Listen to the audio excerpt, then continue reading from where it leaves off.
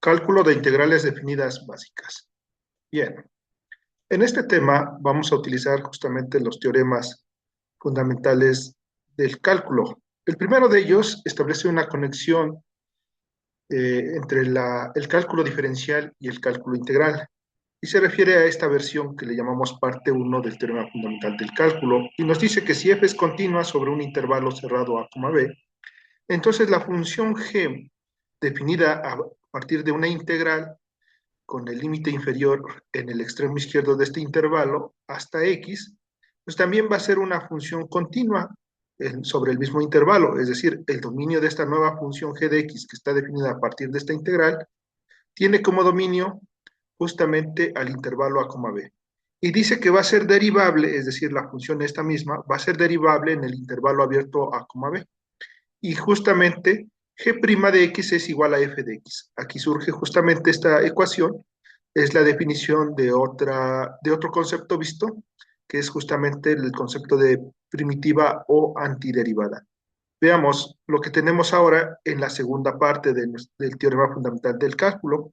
Dice que permite calcular con gran facilidad áreas e integrales sin tener que calcularlas como límites de sumas. Tenga en cuenta que la integral definida de una función f de x, pues es el límite de las sumas de Riemann, como se trató previamente. Muy bien.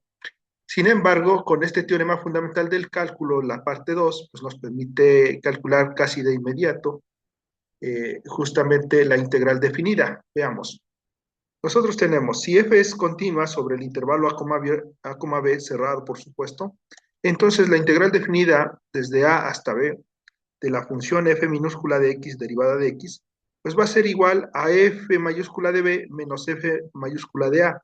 Aquí f mayúscula, pues justamente significa que f es una antiderivada de f minúscula, es decir, es una función tal que al derivar a f mayúscula vamos a obtener f minúscula, que es el integrando.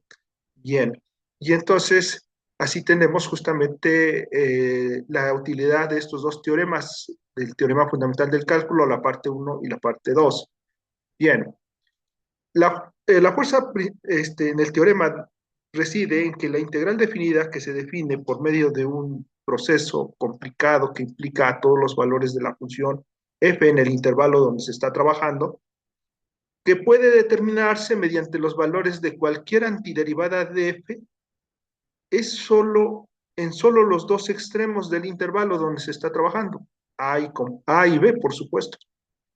Bien, la notación usual para la diferencia en la ecuación que da el teorema fundamental del cálculo del lado derecho, f de b menos f de a, es de esta forma. Comúnmente se representa como f de x, donde f mayúscula de x pues es la antiderivada del integrando, justamente.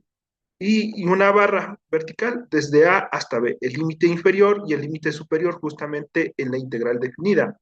¿Sí? El extremo izquierdo y el extremo derecho, respectivamente en el intervalo cerrado donde la función f quiere integrar.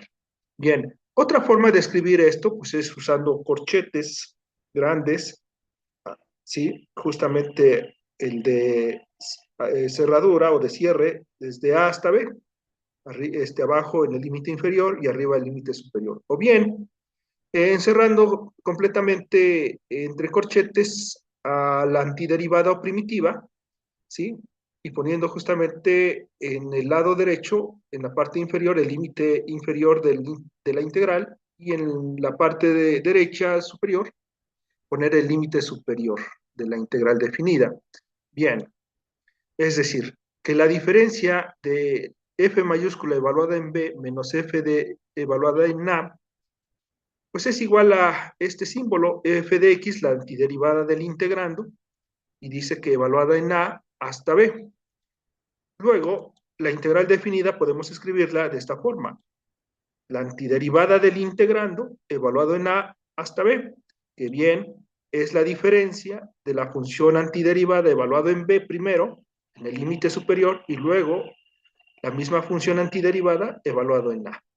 A continuación, veamos los ejemplos que tenemos para el cálculo de integrales definidas básicas, aplicando este teorema fundamental del cálculo, la segunda parte. Para los ejemplos que se tratarán a continuación, necesitamos justamente de la tabla de antiderivadas como lo precisa el teorema fundamental del cálculo. Y entonces tenemos nuestra tabla de antiderivadas. Tenga en cuenta F minúscula en cada una de las dos columnas, ¿sí? De las dos tablas, está del lado izquierdo, y F mayúscula, la columna que está del lado derecho en cada una de estas dos tablas, pues es la antiderivada de la que está en la izquierda. Por ejemplo, la constante, su antiderivada es K por X más C. K es una constante real. La antiderivada de la función constante 1 es X más C. C recuerda que es una constante real. X es X cuadrada sobre 2 más la constante. X cuadrada es X cúbica sobre 3 más una constante. X3, X a la 3 es X a la cuarta sobre 4 más la constante. Y en general, X a la N, pues es su antiderivada X a la N más 1 sobre N más 1, más la constante. Bueno, aquí hay que tener en cuenta que justamente N debe ser diferente de menos 1, porque si fuera menos 1, el denominador se anula y entonces no estaría indefinido y sería una, digamos, una indefinición. Entonces, este caso es para cuando N es diferente de menos 1. Bien, la exponencial de X, su antiderivada es la exponencial de X más C. La función exponencial de base A mayor que 0, pues es A a la X, es su antiderivada A a la X sobre el logaritmo natural de A, más la constante. Bien, digamos que esta última regla, pues justamente es el caso general de la exponencial natural. La exponencial natural se denomina así este caso, que es de base E, ¿sí? Que el estudiante puede consultar cuál es el valor de la base E. Bien, tenemos ahora 1 sobre X, teniendo en cuenta que X es mayor que 0. Y entonces su antiderivada es el logaritmo natural de X, más la constante. Tenemos al seno de X, su antiderivada va a ser menos coseno de X más C. Tenga en cuenta que la antiderivada significa que si yo derivo cada uno de estas expresiones en la columna derecha de cada tabla, vamos a encontrar las expresiones del lado izquierdo de cada tabla, la F minúscula, ¿sí? Y así tenemos. El seno de X, su antiderivada es menos coseno de X, que al derivar al menos coseno de X va a dar menos por menos seno de X. La derivada del coseno de X es menos el seno. Y con este signo previo, pues va a ser positivo, y así va a dar seno de X. Bien, y así tenemos cada uno de esos. El coseno de X, su antiderivada es el seno de X más C. Tangente de X por secante de X es secante de X más C. Cotangente de X por cosecante de X es menos cosecante de X más C. Secante cuadrada de X es la tangente de X más C. Y la cosecante cuadrada de X es menos la cotangente de X más C. Bien, tenga en cuenta una vez más que la antiderivada es lo mismo que la primitiva. Veamos los ejemplos a continuación.